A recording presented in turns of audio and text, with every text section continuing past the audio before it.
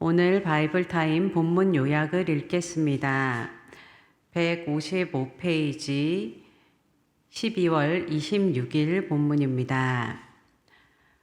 스가랴 9장은 나귀 새끼를 타고 오시는 겸손한 왕, 즉 메시아의 오심과 통치를 예언한다.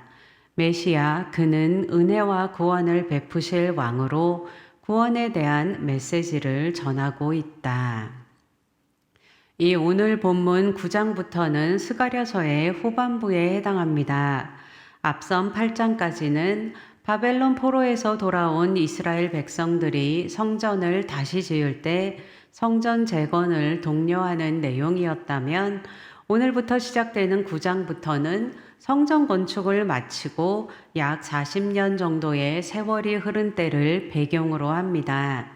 이 바벨론 포로에서 돌아온 이스라엘 백성들은 학개 선지자와 스가랴 선지자의 권면에 따라 성전 건축만 완성되면 이방인들의 핍박이 사라지고 황폐해진 땅도 회복되어서 번영과 평안을 누리게 될 것이라 기대했습니다. 그런데 성전 건축이 끝나고 40년 정도가 흘렀는데도 이방인들의 핍박은 조금 누그러졌을 뿐 아직도 계속되고 있고, 번영과 평안을 누리게 될 기미도 보이지 않았습니다. 그래서 하나님 백성들은 선지자들이 말한 하나님의 약속에 대해 의심하기 시작했고, 하나님 신앙에 대해 회의를 품기 시작했습니다. 이런 가운데 하나님께서는 스가랴 선지자를 통해서 9장부터의 말씀을 주셔서 하나님 백성들이 당면한 현실로 인해 일희일비하지 않고 영광스러운 미래의 비전을 보면서 신앙을 굳게 하도록 격려하십니다. 먼저 오늘 본문인 9장에서 10장은 구원자 메시아에 대한 예언입니다. 먼저 9장 1절에서 8절은 하나님 백성의 주변 국가들에 대한 심판과 이에 대조되는 하나님 백성에 대한 보호에 대한 예언인데요. 이 하나님의 심판의 대상으로 언급되는 나라는 두로와 시돈과 블레셋입니다. 이 나라들은 과거에 하나님 백성들을 대적하고 핍박했던 나라들로 하나님 백성을 대적하는 모든 악한 세력을 상징한다고 할 수 있습니다. 하나님께서는 바벨론 포로에서 돌아온 하나님 백성들이 지금은 이방인들에게 핍박을 받고 있지만 최종적으로는 절대 주권자이신 하나님께서 대적들을 심판하실 것이고, 하나님 백성들이 최후 승리를 거두게 될 것이라고 위로하고 격려하십니다. 이 두로와 시돈과 블레셋에 대한 심판 예언은 1차적으로는 헬라 제국을 통해 이루어졌고, 궁극적으로는 미래의 마지막 때에 하나님께서 대적들을 심판하시면서 완성될 것입니다. 이 7절에서 하나님께서는 블레셋에도 심판 가운데 남은 자들이 있어서 하나님 백성과 한 가족처럼 될 것이라고 하시는데, 이 말씀은 하나님 백성을 대적하는 자들이나 아직 하나님을 믿지 않는 자들 중에서도 구원을 얻을 자들이 있다는 말씀입니다. 그렇기에 우리는 아무리 악해 보여도 절대 변하지 않을 것 같은 사람일지라도 하나님의 사랑과 구원의 복음을 전하는 데 힘써야 할 것입니다. 8절에서 하나님께서는 내 집, 즉 하나님 백성들을 보호하시겠다 하시는데요. 이 예언은 1차적으로 이스라엘이 헬라 제국의 침공으로부터 보호를 받고 다른 나라들처럼 전쟁이나 피 흘림의 정복이 아니라 평화롭게 그들의 식민지가 되어 명맥을 유지하는 것으로 이루어졌습니다. 그리고 궁극적으로는 마지막 때에 사탄의 세력으로부터 하나님 백성들을 안전하게 보존하실 것으로 이루어질 것입니다. 9장 9절에서 17절은 구원자 메시아에 대한 예언입니다.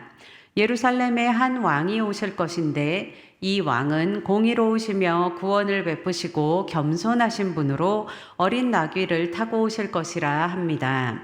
이 예언은 2000년 전 예수님께서 어린 나귀 새끼를 타고 예루살렘에 입성하심으로 이루어졌습니다. 이렇게 겸손한 왕의 모습은 그리스도께서 심판자가 아닌 구원자, 섬기는 자로 오실 것을 나타냅니다. 하나님께서는 이 겸손한 왕이 오실 때 하나님 백성에게 복을 주실 것인데 평화가 땅끝까지 선포되고 하나님의 언약에 근거하여 사로잡힌 백성들이 구원을 얻을 것이며 희망을 잃지 않고 견딘 사람들에게는 2배의 축복이 임할 것이고 하나님 백성들이 원수를 짓밟고 승리할 것이라고 하십니다. 이 말씀은 예수님의 초림으로 이루어졌고 궁극적으로는 마지막 때에 완성될 것입니다. 지금의 현실이 암울하고 힘들게 느껴질지라도 견디는 성도들에게 믿음을 굳건히 지키며 희망을 잃지 않고 견디는 성도들에게 궁극적인 축복이 있을 것입니다. 저는 특별히 마지막 17절의 말씀이 마음에 남았는데요. 제가 읽겠습니다. 아, 그들이 얼마나 좋고 얼마나 아름다운가. 총각들은 핵곡식으로 튼튼해지고 처녀들은 새 포도주로 피어날 것이다. 이 아모스서에서 언급된 말씀이 없어 목말라 쓰러져 갔던 아름다운 처녀들과 젊은 청년들이 생각났습니다. 오늘 스가랴 본문에서는 메시아의 구원 사역으로 말미암아 튼튼해지고 피어나는 총각들과 처녀들이 나옵니다. 이렇게 우리의 다음 세대가 예수 그리스도로 인해 다시 살아나고 세워지길 기도합니다. 이제 10장 1절에서 12절은 유다 지파를 통한 구원을 예언합니다. 이 4절에 유다에서 모퉁이 돌과 같은 사람이 나오고 라는 말은 시편 118편 22절에 건축가가 버린 돌이 집 모퉁이의 머릿돌이 되었나니 라는 말씀을 생각나게 합니다. 이 사도들이 이 말씀을 인용해서 예수님의 그리스도 되심을 표현했던 것처럼 오늘 스가랴 10장 4절의 말씀도 메시아에 대한 예언이라 할 수 있습니다. 이렇게 하나님께서는 유다 지파에서 구원자 메시아가 나올 것을 말씀하시고 이 메시아의 구원 사역을 통해 열방에 흩어진 하나님 백성들을 돌아오게 하셔서 그들의 하나님이 되시고 그들이 기도할 때마다 응답하시겠다고 말씀하십니다. 이 하나님 백성들이 고난의 바다를 지나올 때 하나님께서 그 물결의 기세를 꺾으실 것이고 하나님 백성들은 하나님으로 인해 힘을 얻고 강해질 것입니다. 지금 비록 우리가 고난의 바다를 지나고 있을지라도 또는 미래의 고난의 바다를 지나게 될지라도 하나님께서 견딜 수 있도록 보호하시고 지켜주실 것입니다. 그리고 우리는 주님으로 말미암아 힘을 얻게 될 것입니다.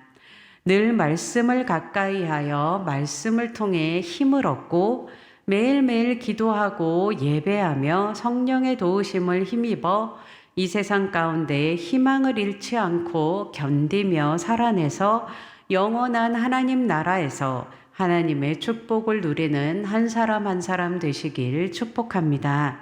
또한 계속해서 구원의 복음을 전하며 다음 세대를 품고 중보하며 세우는 한 사람 한 사람 되시길 축복합니다. 제가 마무리 기도하고 각자 가지고 계신 기도 제목을 가지고 계속해서 기도하시겠습니다. 주님, 우리를 포기하지 않으시고 끝까지 사랑으로 붙잡아 주시며 보호해 주셔서 감사합니다. 우리의 상황과 환경이 어떠할지라도 그 상황을 통과할 수 있도록 힘주시는 하나님을 의지합니다. 계속해서 말씀 가운데 머물며 구원의 복음을 전하고 계속해서 기도하며 우리의 다음 세대를 세울 수 있는 은혜를 더하여 주시옵소서. 이 시간 드려지는 기도 가운데 친히 인쳐주시고 하나님 아버지의 마음을 시원케 해드리는 기도가 드려지게 하옵소서. 예수님의 이름으로 기도했습니다. 아멘.